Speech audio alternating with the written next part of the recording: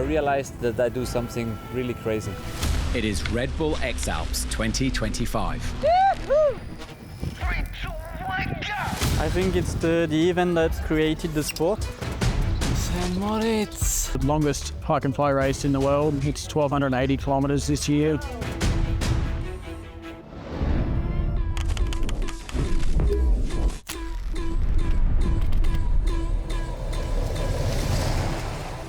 "33 athletes start in Kitzbühel, Austria to journey across the Alps by foot and by air.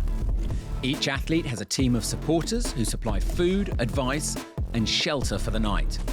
They will cross the main ridge of the Alps 4 times and pass the X-turnpoint of St. Moritz twice. The route goes through 5 countries: Austria, Italy, Switzerland, France and Germany, passing through iconic places like Nice, Mont Blanc, before reaching the furthest point west of Les Deux Alpes. This is where they turn around and race back across northern Italy, passing Bellinzona, before passing the X-turnpoint a second time. Then Germany's highest mountain with the penultimate challenge, Schmittenhöhe, perched high above the finish line, the cool waters of Zellamsee. The stage is set for the 12th edition of the race. This is what the X-Alps makes special. Every 2 years there's a new route. We have to think about new solutions, and it makes it, for me, as a good motivation.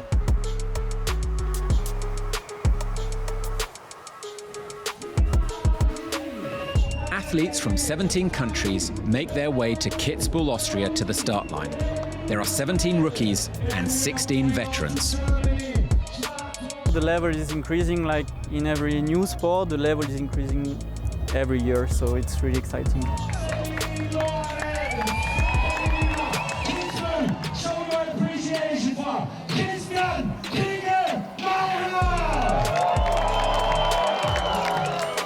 We are going to go through all the Alps, 1,200 kilometers, only with your legs and the wings, so this is the beauty.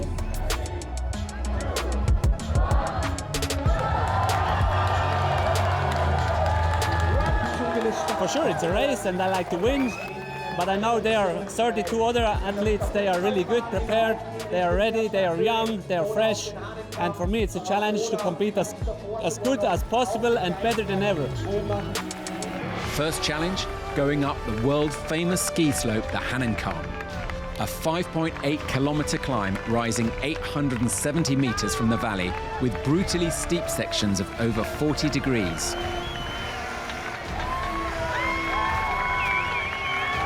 Veteran Aaron Durogati leads the field on the way up with Nicola Heiniger close behind.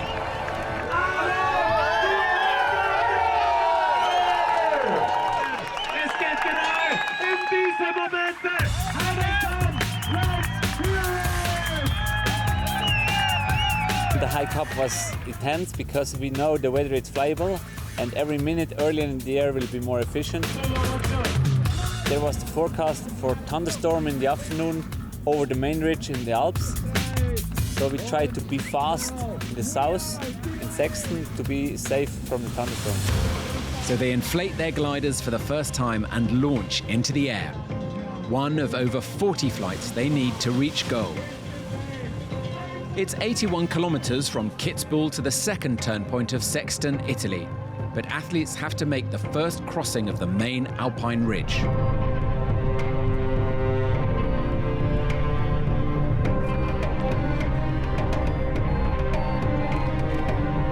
The gaggle climb high above launch and start to head south towards the Zillertal Alps.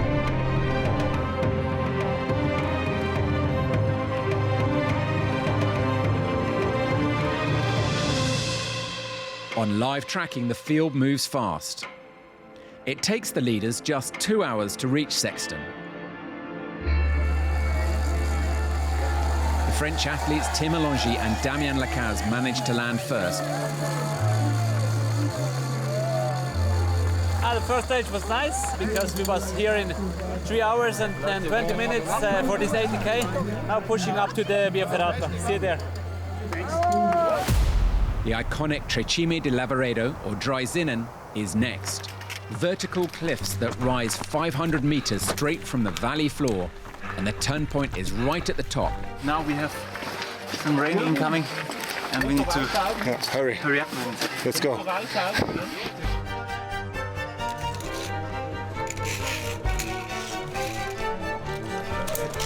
Aaron, how are you? I'm doing good, huh? It's amazing, we are already here.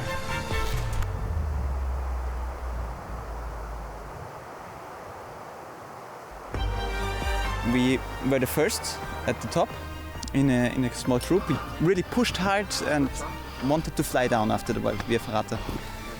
But when we got out at the Via Ferrata, we saw it's not worth it. We go to the hut easy and wait the storm. There's no signboard. Athletes need to take a selfie and send it to the race director to officially tag the turnpoint, but only from the top. Standard.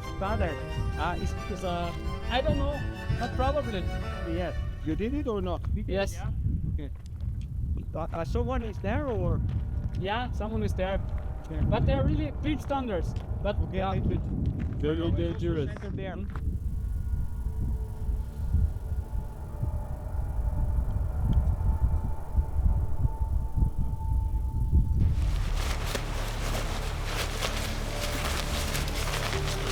This is X-Alps, huh?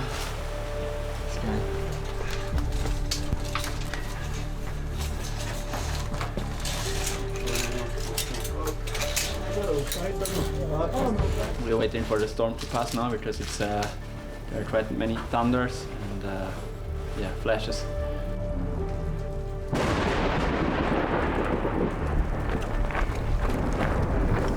The storm catch up in the Via Ferrata. It was not very funny. I remember we ran down and we didn't want to catch the cables because of the storms. The leading group finds shelter at the dry Zinnen hut, and everyone is forced to wait.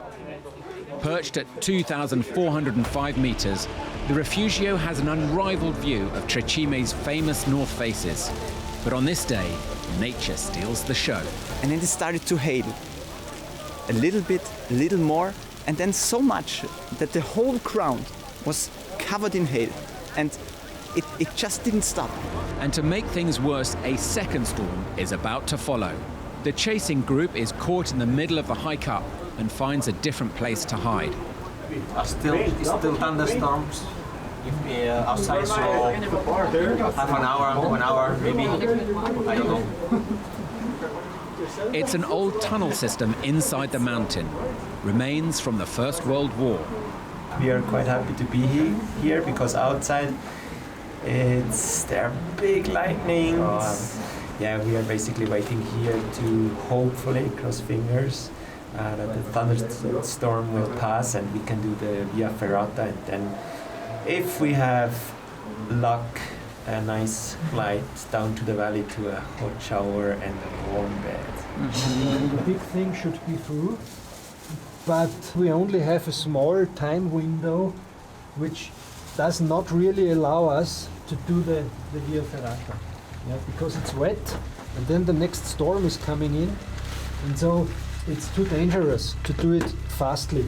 17 of 33 athletes managed to climb the Via Ferrata before it's closed. I decided to fly down because it was only raining, and then a next storm arrived from the west. So I thought it's a good window to fly down and to continue hiking. But the weather situation remains unstable and a second storm is already close by. The rules state that athletes are solely responsible for all flight decisions. But in this case, the race director did not agree with their decision to launch in the wet conditions and applied a 3-hour penalty to begin the following morning.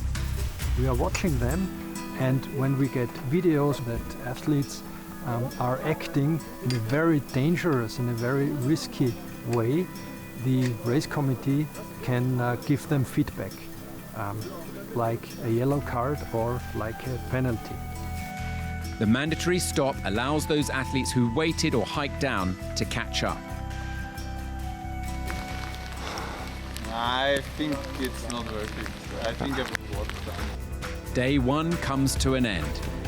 It started with a dream flight before turning into a waiting game on the ground. It's a taste of the unpredictability of this adventure.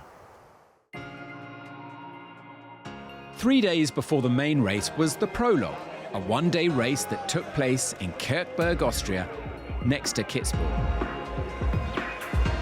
Prologue is like a mini race before the big race. It's really a chance for teams to test all their equipment and make sure everything is dialed in and they're ready to go.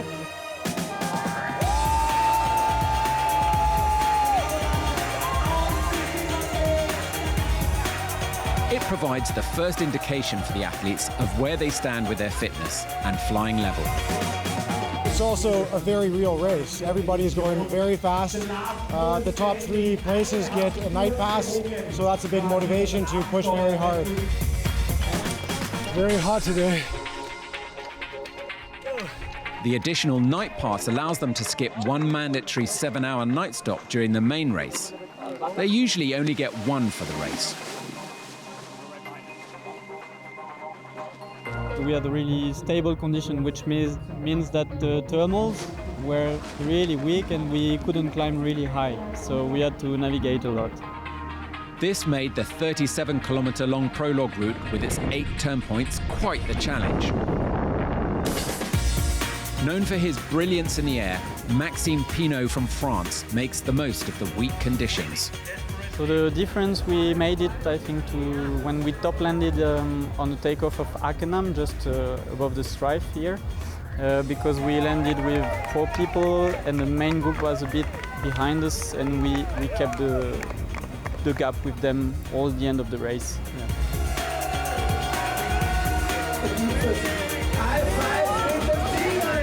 I'm happy to be first in goal. We had a really challenging condition, so happy about this. Pinot wins ahead of Tim Alongi and Shane Tai from Australia. Sebrand Warren from the Netherlands finishes last.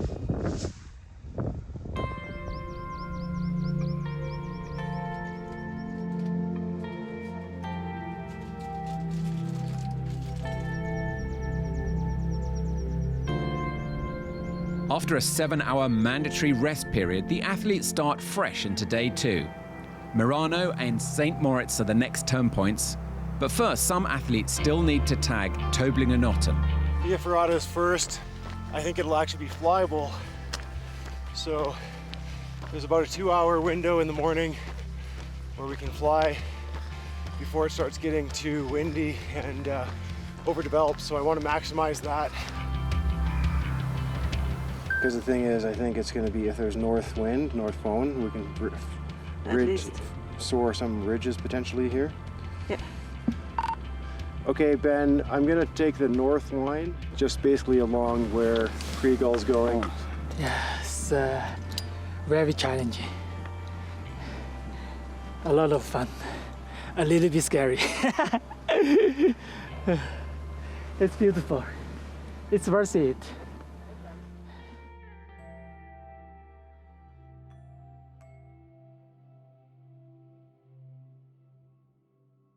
After leaving Tobling-Notten with Durogati leading, athletes have to drop into and cross the wide Puster Valley.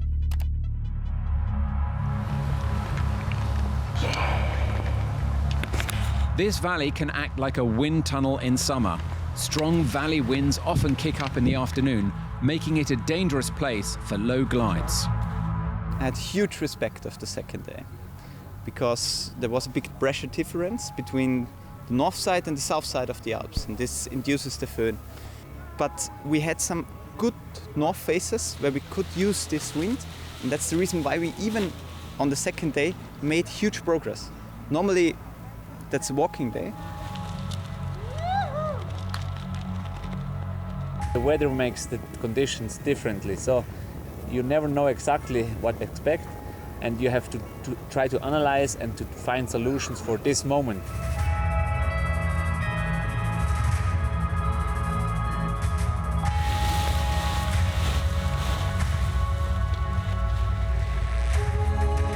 Every glide, every climb, every step. Each is a move in a game where the board changes by the minute and where instinct is the guiding compass. I realized in this race especially the field is more strong and athletes move more smart. There is a smart line and everybody is following this line. I like to fly alone and to do my own decisions, but in this group it's most of the time it's the bad choice if you go alone. So that's quite hard for me to stay just in the group.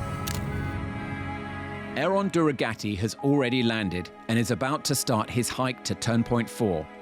Tim Alongi and a group of 3 lie further back. Austrian veteran Sibo Neubrauner, Nicola Heiniger and Damian Lacaze. To reach Murano 2000, athletes have to climb the Heine Holzer Via Ferrata, a fixed rope ascent through steep rock above the town of Schenna. It's one of 3 mandatory Via Ferrata climbs on this year's course. That's the blister I got from that Via Ferrata. And you use a lot of energy because it's so steep and therefore very exhausting. Aaron Durogati is again the first name on the signboard. The 2-time World Cup champion is making his 7th bid for the one title that still eludes him. Christian Schug from Germany is the next to arrive at the board. This is his first appearance in Red Bull X-Alps for the Bavarian, and he's off to a great start. The way up was tough, but it's nothing in comparison to the way down.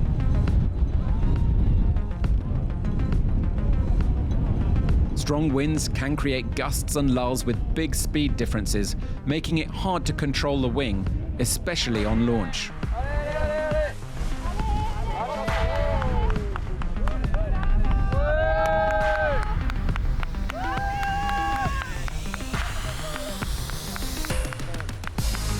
Usually, it's the valley winds that athletes have to worry about, but today a north föhn is blowing. It's a strong mountain wind that normally makes flying impossible, but Red Bull X-Alps athletes are renowned for their ability to fly in almost any conditions.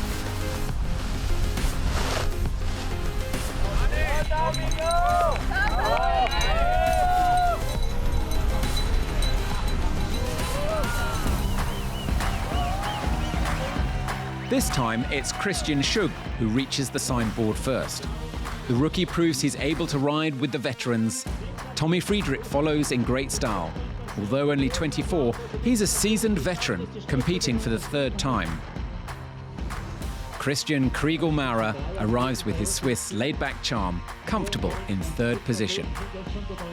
Meanwhile, further back, one of the big names has stopped making progress. Maxime Pinot, the world champion and one of the few athletes able to challenge Maurer in this race, is out. Yeah, I decided to withdraw from the race. For some reason, I can't just stand the risks we take sometimes in the race. I really don't want to fly in this condition, so that's why. Aaron Durogati, meanwhile, is doing everything he can to keep his competitive edge. It's gonna be just... Oh, bene!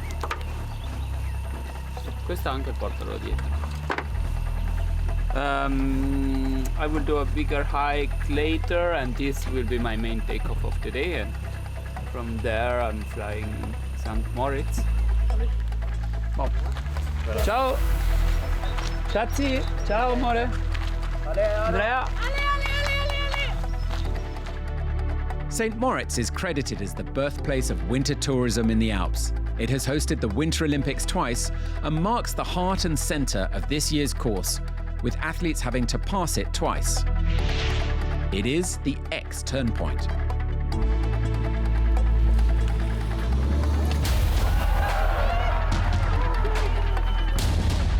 The top field is still close together. The sun is out. It's full-on race mode. Nice weather, how you cannot enjoy the race. Patrick von Kernel and Tim Alongi are in the lead right now, but the leaderboard is constantly changing. The next step is to sign the board in the city centre and start looking for the next takeoff. I feel good. my team is good, the vibe is here, so yeah, it just the result is here, I guess. So let's go. We still have to fly today, so let's keep pushing. I'm very happy. I'm trying to stay with this amazing gaggle. Nobody take mistakes. You guys fly unbelievable well, and I'm just learning with the masters.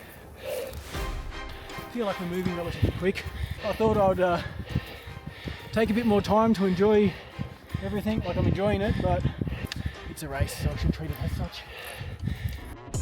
To a huge group, then the group decided to land and walk up again, and I decided maybe I find another thermal to get the last thermals on the day. And then I really could top land at DeSantis. Simon Oberauner is on his 5th Red Bull X-Alps, and he's always finished in the top 6. Damien Lacaze follows shortly afterwards, but only Simon is able to fly down before the night kicks in, and everyone is obliged to land.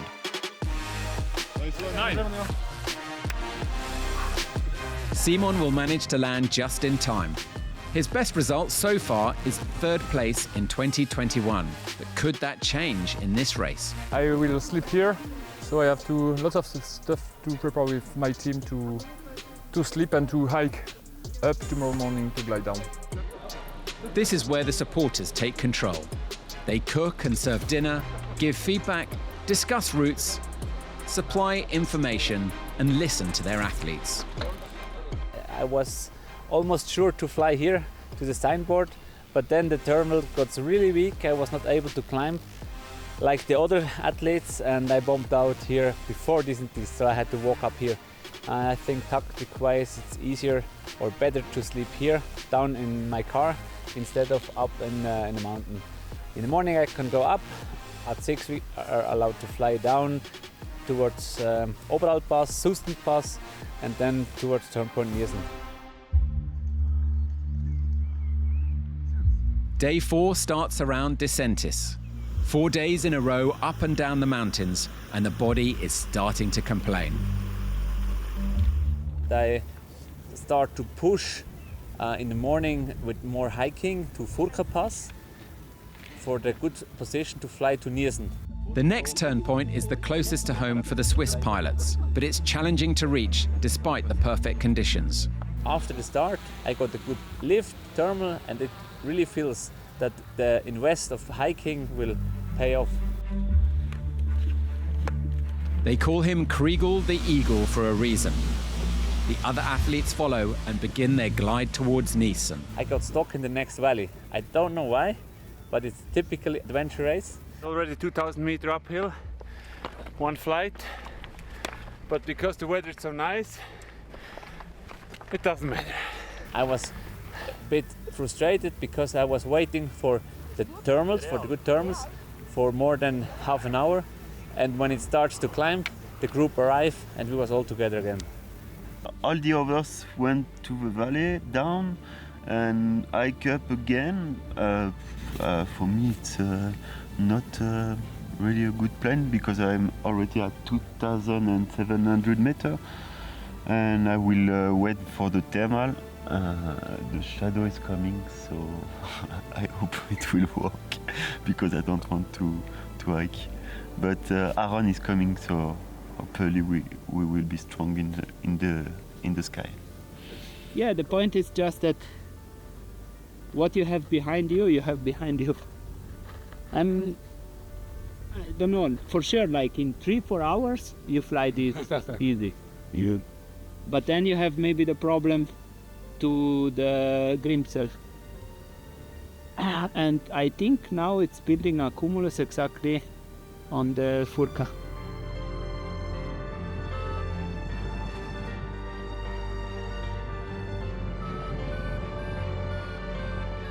After leaving Furka, athletes must cross the upper Rhone Valley, then work their way past the Grimsel area into the Aare Valley. Despite their different approaches, the leading group stays tight, with Tobias Gross-Rabacher leading the field, approaching the Swiss pyramid of Niesen. Rising over 2,300 meters above Lake Thun, turnpoint 8 is still reachable by flight. Tim Alongi and Tobias Gross-Rabacher land first, but it's Tobias who is the first to put his name on the signboard. What a good job! Nice to have you here at turnpoint number 8. You're the first one to be up here. Let me give a short thing. How's it been going up to now? Huh? It was a hard day today. I know, it's a long day and you're the first one to sign, Toby.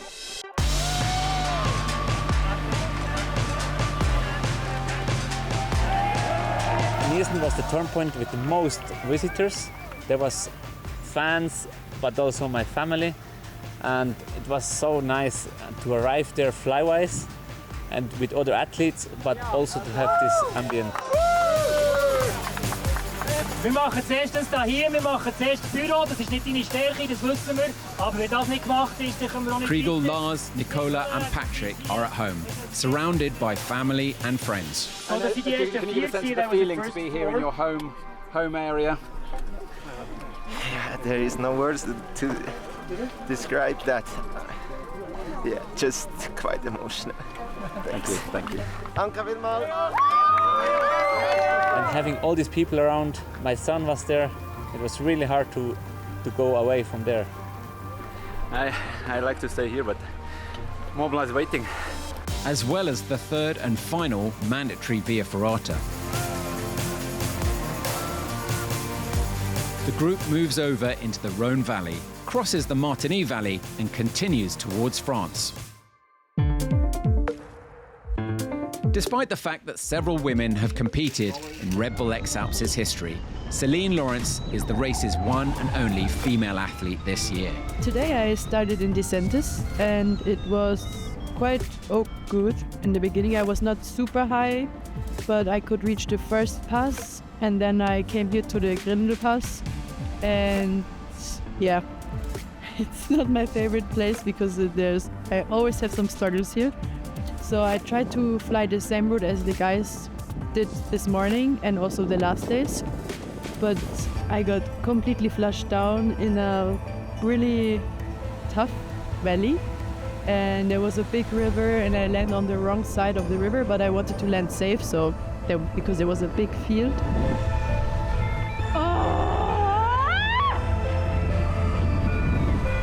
I'm stuck and I will not call the helicopter. For sure, in case I would have called the helicopter, but I really wanted to try to get out of there without, so a very big shit. So I need to find a path to cross this river, because the way is on the other side.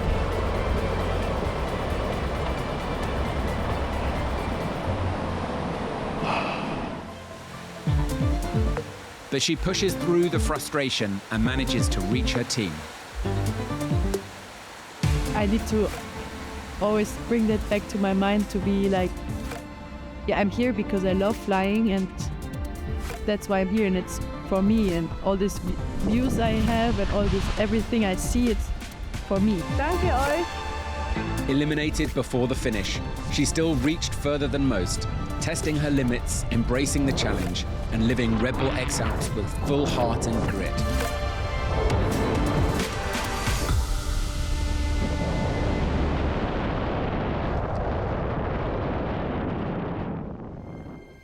From planning, we thought that the Via Ferrata stations will have a big influence on tactic. And when I flew away from Niesen, there was a big dream to go close to Via Ferrata and Mont Blanc, and we got this dream while flying over Martigny, and late in the evening we got a nice lift.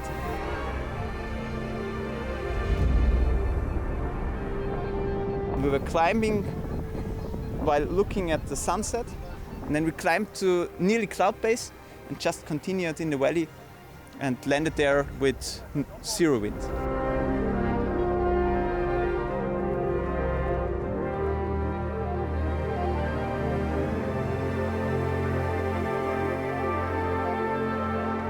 Day 5, the day they reach Mont Blanc, or Monte Bianco. It rises to 4,807 meters, making it the highest peak in Western Europe. Its sheer size influences weather for miles around, making it as dangerous as it is beautiful. It was a really nice morning, and then the Via Ferrata was a pleasure, because the Via Ferrata we did before. The first one was a stressful situation with the flash, with the storm. The second one was really a stressful situation with the strong wind, with the north foehn in Siena. It was really on the border. And then the third Via Ferrata was a pleasure because we know that it's time to go up, waiting for the thermal and fly towards Red Bull X-Alps. Either side of the Refugio Monzino, the once great Buia and Fueni glaciers cling to the mountain. Yeah, let's keep pushing. Now we are home, so I know the route. Let's see how it works. The top field come together again. No one is able to break away. Already some clouds. Now we need some clouds here as well. And then we go direction France. It's a waiting game until the sun heats up the ground and starts to create lift. Mont Blanc area was so steep, so high. It's very impressive, and it's always nice to hike in those places and even more to fly. So soon we will fly.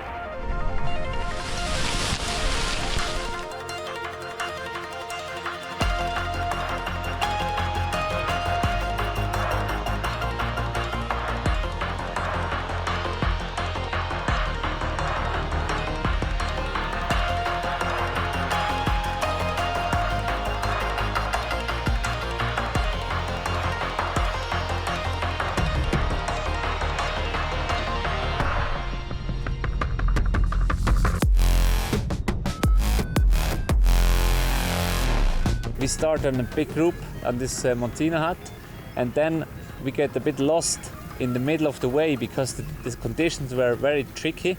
For example, Timo Longi, he took a nice line, but then he bombed out. And Patrick von Kennel, he had to land and to hike up because he missed a good cycle, and the group got smaller and smaller, and finally Lars landed first. Simon and me, we was first on the takeoff on the signboard.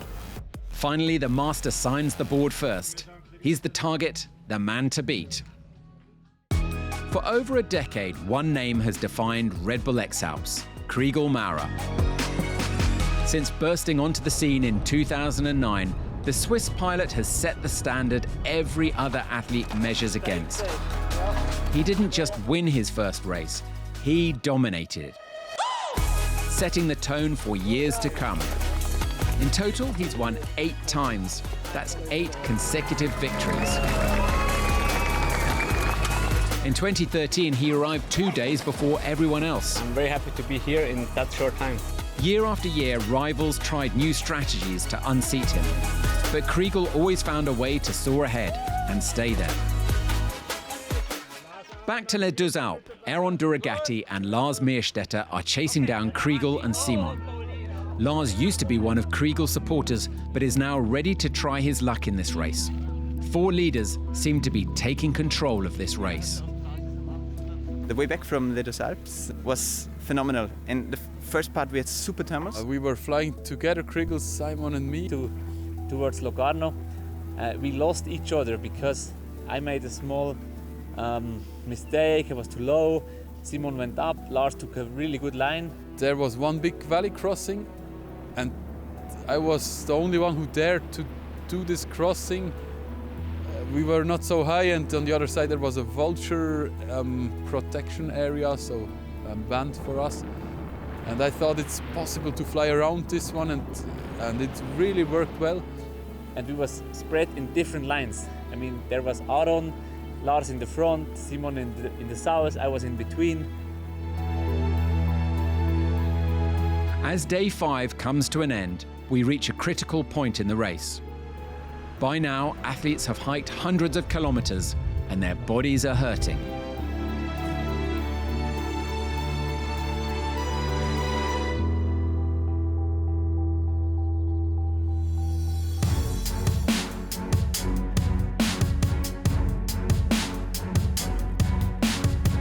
quite tired, especially this morning. But in this weather, with this view, it's really a good motivation, so I feel perfect. We come up here at 5. Now it's sunset, sunrise. It's so beautiful, and that's exactly the reason why I do X-Alps. Lars Meerstetter is also in search of his first takeoff spot of the day. I love cross-country flying. Wherever I am, wherever I want to go. I don't like just to go on the easy routes, and maybe that's the key, just to try different stuff.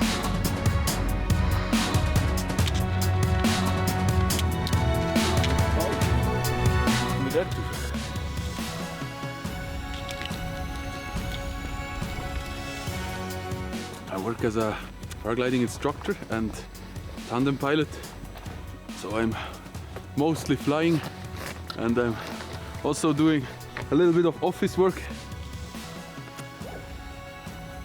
But for this year's preparation, I took a lot of time.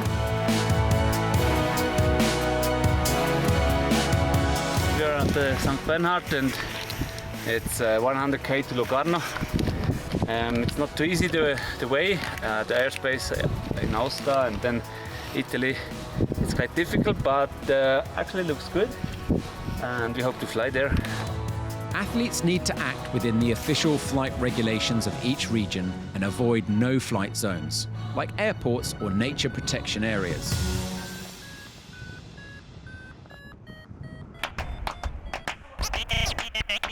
The shimmering surface of Lake Maggiore and open hills gives athletes a respite from the tension of high-altitude flights. Lars is the first to appear in the sky above Lucerno.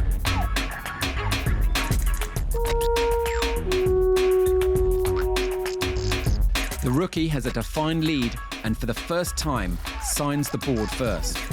Very rewarding, like all the hard work paid off, and I finally knew that I can fly on the top level, even beating the top guys. And I also like that I'm now alone in front, or just I can follow my own decisions. I'm not distracted from anybody else's choice.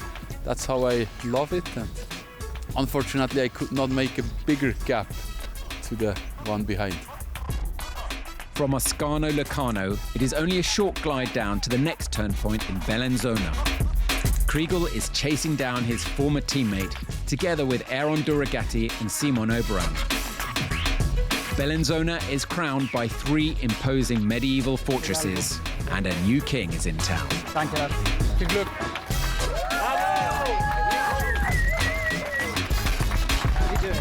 He's doing great, number 1. Lars tries to push as hard as he can to break away, but the 3 behind have the experience of 20 Red Bull X-Alps editions. Tired a bit, of course, and boiled from the hot, but all in all, super good. Right. The 4 tag the turnpoint and push up one last time towards the Bregaglia Valley.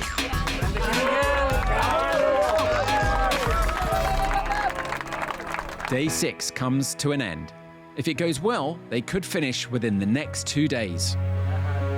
Today I walked 25k and 3,200 meter uphill. It's not nothing. But the intensity will only increase as they near the finish line. The weather, it's a little bit tricky today, but I think I will finally decide to go up and try to fly a bit, because it might be a long day on the road and only walking. It's a little bit hard. Lars is still in the lead, but can't get rid of the chasers. And now the weather could reshuffle the cards once again. The hike here, it was a very interesting one. It was a mix between a jungle and then almost kind of scrambling in a ridge. So it was not boring. It was actually very cool. Good year, flying. The low cloud base also forces them to stay low. so they can't make long-distance flights.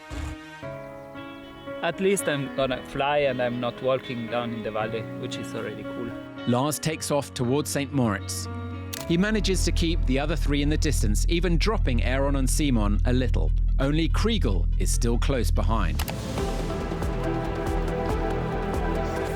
Back at the turnpoint X for the second pass. The goal comes in reach, and Lars is in great position to stop Kriegel's winning streak. It's still a long way to go, and Kriegel is quite close, and we all know that he is a very good pilot. So, of course it's possible, but I'm not thinking about that right now.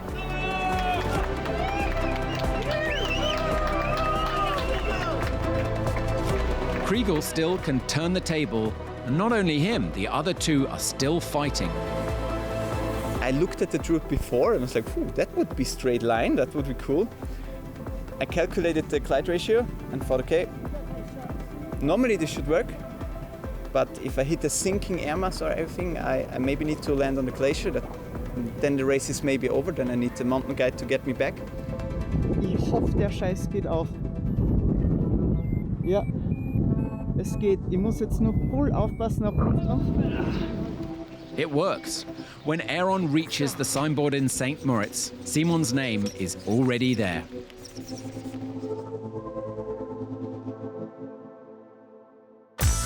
At the back of the field is Sebrand Warren from the Netherlands.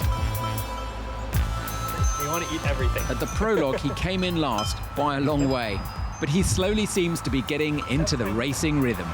We made the mistake of not getting enough sleep on a day that was really, really good for XC.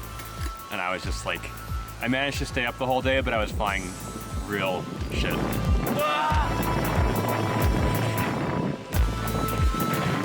But we still ended up flying super far.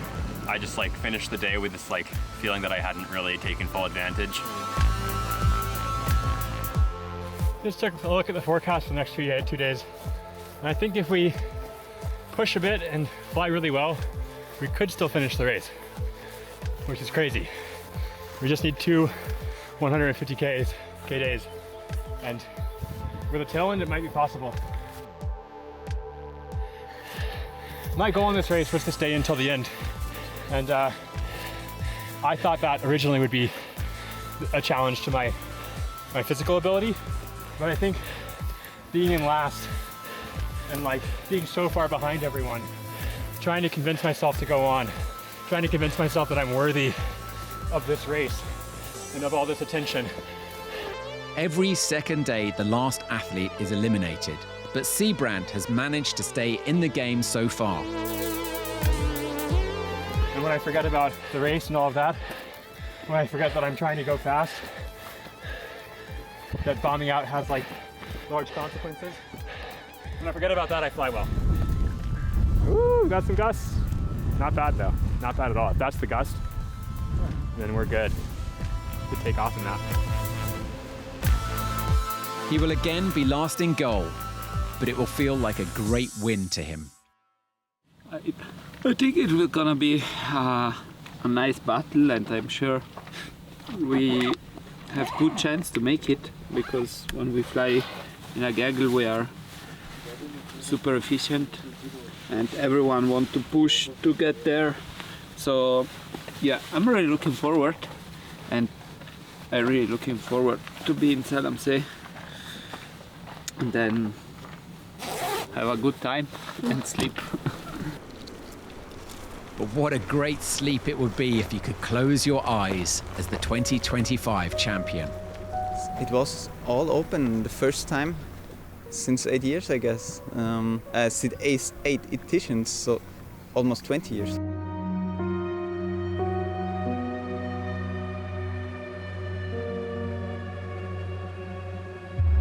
I thought about, okay, everything's open, but everybody's good in what he's doing. It's really good. So I thought, okay, let's just go flying. We didn't know we'd first have to go to Lermos. At this point, the supporters can only sit back and watch. I have to be in first position, of course. And so, check the live tracking and across. Lermus, at the base of the Zugspitze, is the last signboard before Schmittenhöhe and the goal of Zelmzee. All four hike up together to the main takeoff for the final push. And at the takeoff, everybody was clapping their hands. Let's race. Good luck, good luck, good luck, everybody to everybody. And then we took off and the race was on. Aaron Durogati, Kriegel Maurer, Lars Meerstetter or Simon Oberauner. Who will it be?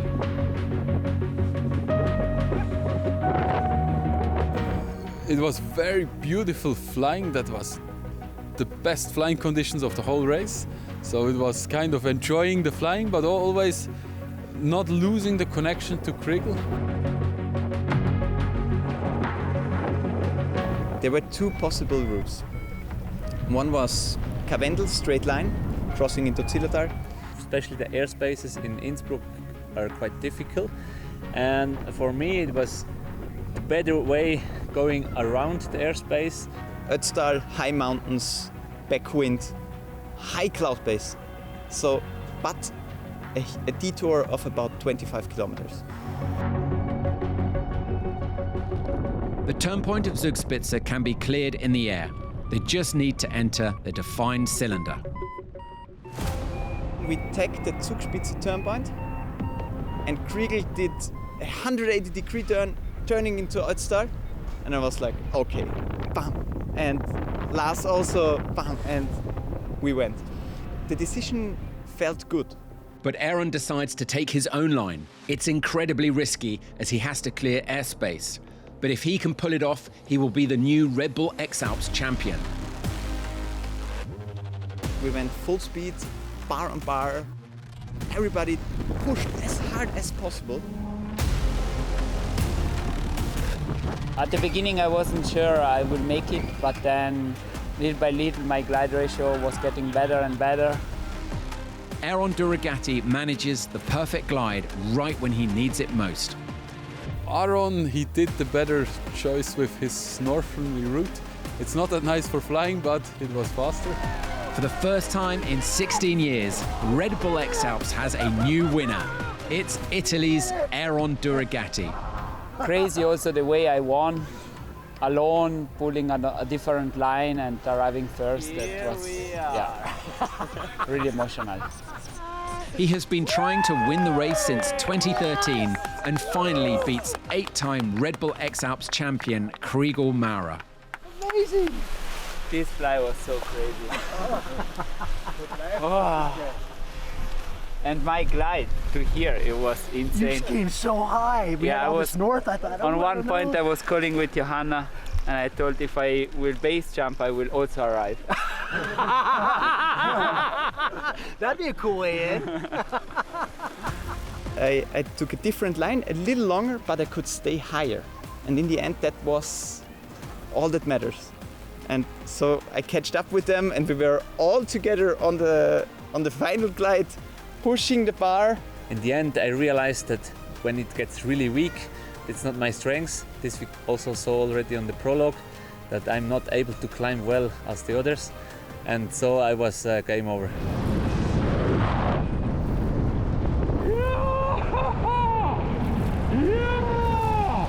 In the end, it was, I think, 5 or 10 seconds behind Lars. Couldn't overtake him. But I was super happy to be there. I clapped hands with him, I congratulated him. He was super happy, I was super happy. Bravo! Lars Meerstetter, the rookie, takes second, and Simon Oberauner equals his best result from 2021 with a third-place finish. Both enter the elite club of 3 people who have managed to beat Kriegel at the game he used to dominate. One last glide to officially finish the race down to Zelmzee.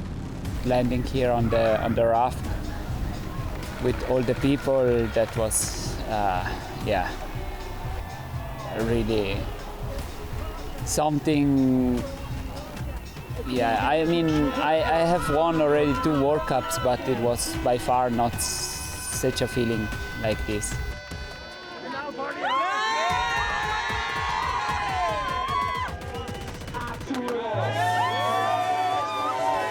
Arriving in Zellemzee, Aaron is clearly elated. A 12-year dream has come true, and he can't quite believe it.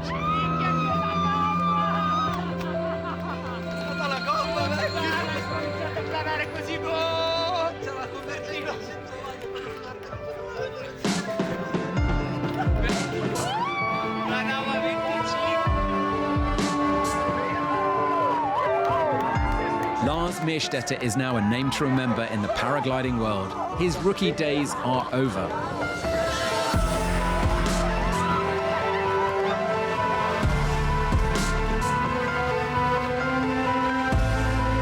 Seaman and Kriegel are the next to land on the float, to finally end what's been an 8-day, 1,283-kilometre-long battle and adventure.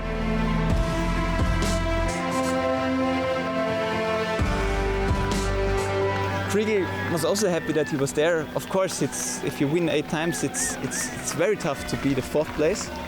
But he again showed in this X-Alps what he can do and what lines he can fly. And we all learned a lot from him in the last years. And now we are able to even beat him. Yes, yeah. Yeah.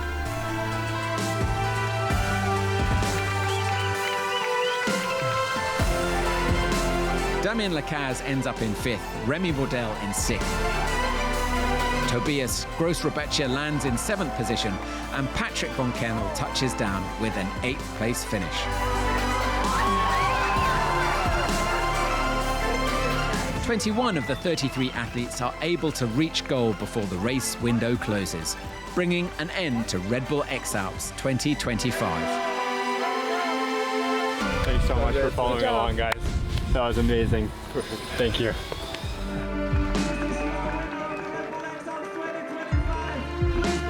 Aaron Durogati from Merano, Italy, finally is the Red Bull X-Alps champion and lifts his trophy.